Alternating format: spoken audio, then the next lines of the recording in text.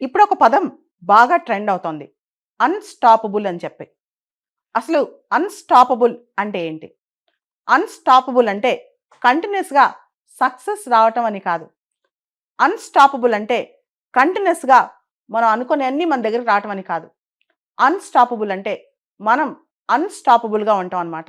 ఎన్ని ఛాలెంజెస్ వచ్చినా, పక్కన ఏం జరిగినా మన వర్క్ మనం కంటిన్యూ చేయటం. దాన్నే అన్‌స్టాపబుల్ అని అంటాం అన్నమాట. దీనిలో ఒక మనిషి కంటిన్యూయస్‌గా పని చేసుకుంటూ వెళ్ళాడనుకోండి. ఎంత హార్డ్ వర్క్ ఎంత పుష్ చేయగలిగితే అంత చేశాడనుకోండి. ఆ మనిషిని ఎవ్వరు ఆపలేరు. దాన్నే అన్‌స్టాపబుల్ అంటారు. మనం అనుకుంటాం చాలా మందికి లక్ బాగా కలిసొస్తాయి. చాలా మంది జీవితాల్లో మిరాకిల్స్ జరిగిపోతాయి. ఇదంతా పెద్ద అబద్ధం.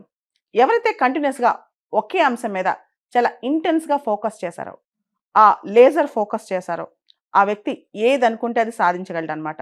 దానికి ప్రపంచంలో అన్ని శక్తులు కలిసొస్తాయి. పాల్ కొహెలో చాలా famous thinker.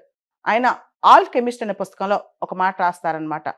When you want to do something, the whole universe conspires in your favour.